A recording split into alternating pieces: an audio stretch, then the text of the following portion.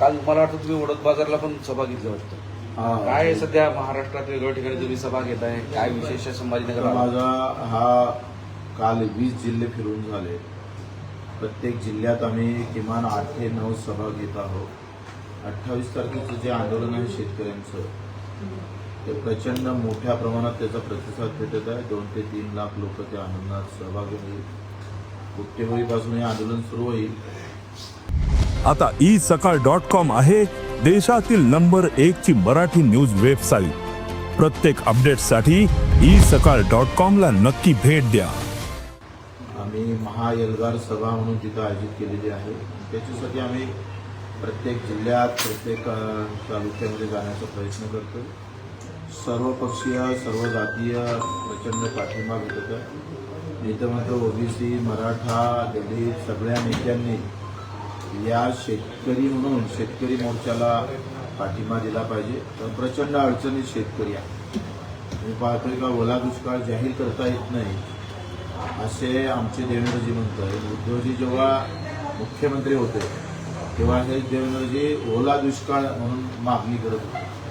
म्हणजे मागणी करणारे देवेंद्र वेगळे आणि ओला दुष्काळ नाही म्हणणारे देवेंद्र वेगळे, असे 2 देवेंद्र पाहिले गेले. ओरा सातबारा कोरा कोरा म्हणणारे देवेंद्र वेगळे आणि आता ओला दुष्काळ पडल्यावर आम्ही कर्जमाफी करू असे म्हणणारे देवेंद्र वेगळे. आता ते म्हणतात मार्चमध्ये रब्बी पिकाची परतफेड करा, तर ते पाहू. काल परवा त्यांनी असं म्हटलं का आम्ही दुष्काळ जरी जाहीर केला नाही तर दुष्काळाचे सगळे निकष लावू. मग आता सगळेच निकष लावतात तर जाहीर करायला काय झालं? हे किती बनवा बनवी आहे. कधी म्हणतात ते 3 महिन्यासाठी आम्ही कर्जाची सक्तीची वसुली काढू. 3 महिन्यानं देवेंद्रजी काय चमत्कार होणार आहे आमच्या शेतकऱ्यावर? कसा तो कर्ज फेडणार आहे? कशा पद्धतीने तो शेती उभा करणार आहे? या सगळ्या गोष्टीचं उत्तर राज्यकर्ते कोणी देत नाही. कृषी मंत्री द्यायला तयार नाही, मुख्यमंत्री द्यायला तयार नाही, दोन्ही उपमुख्यमंत्री देत नाही. खरं तर ही वाईट अवस्था आम्ही पाहतोय. इतकी वाईट अवस्था राज्यामध्ये कधीच नव्हती. साला दिलासा देण्याचं काम सुद्धा करत नाही, उलट पैशाचं सोंग उभं करता येत नाही. असं जर अजितदादा म्हणत असेल तर याच्यासारखी दुर्दैवी गोष्ट नाही आहे. पण आता ओला दुष्काळ हा कुठल्या कायद्यामधला शब्द नाहीये आणि आपत्ती व्यवस्थापन 2005चा कायदा आहे. कलम 48 हे राज्यासाठी आणि कलम 46 राज्यासाठी, कलम 48 हे देशासाठी आहे. त्याच्यात स्वातंत्र्य अधिकार आहे. मला एक सांगा, तर कायद्यामध्ये आपत्तीग्रस्त म्हणून आपण जिल्हा करू शकतो. आता आपत्तीग्रस्त म्हणा, दुष्काळ म्हणा, हे शब्दाचा फक्त खेळ आहे. करायला मला वाटते काही अडचण नाही आहे. पण ते मुद्दा म्हणून शब्दामध्ये खेळवण्यासाठी जसं काही हायकोर्टात एखादी वकिली सुरू आहे अशा पद्धतीचं ते बोलत राहतात देवेंद्रजी. त्यांच्या वकिलीचा पुरा फायदा घेतलेले. मनोज जरांगे पाटलांनी पण दसरा मेळ्याच्या दिवशी आता शेतकरी आंदोलन हाती घ्यायचं ठरवलेलं आहे.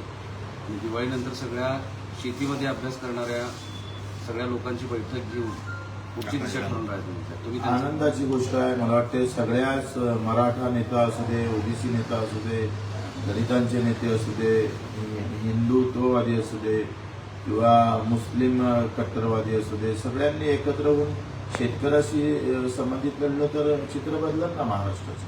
आपली हा शेतकरी सगळ्याच जातीत आहे, सगळ्याच धर्मात आहे आणि सगळ्या पार्टीमध्ये आहे. मग त्याची संख्या सगळ्यापेक्षा जास्त आहे. उसका आवाज भी सबसे ज्यादा बडा आहे. तो मेहनत पण सगळ्यात जास्त करतो, पण तोच का लुटल्या जातो? त्यालाच का आत्महत्या करावं लागतं? आणि संभाजीनगरमध्ये आता एका ठिकाणी नवरा बायकोनं दोघांनी आत्महत्या केल्या आणि अजूनही त्याला कुठलीही मदत भेटली नाही. 2 मुलं आहेत, ते उघड्यावर पडलेले आहेत. रोज 10 ते 15 आत्महत्या कानावर येतं. हा सर्वपक्षीयच कार्यक्रम आणि ते सगळ्या जातीनं एकत्र होऊनच येणार का?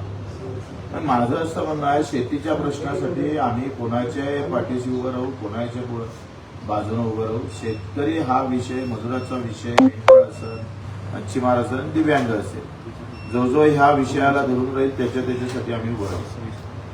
उद्धव ठाकरे पण आता मोर्चा काढताय शेतकऱ्यांच्या प्रश्नावर संभाजीनगर. चांगली गोष्ट आहे. मला वाटतं आम्ही खरं तर महाराष्ट्र वेगळ्या वळणावर, खऱ्या वळणावर लागलेला आहे. नाहीतर हा महाराष्ट्र जाती भांडणारा पाहत होतोय. आमचे ते स्वप्न होते.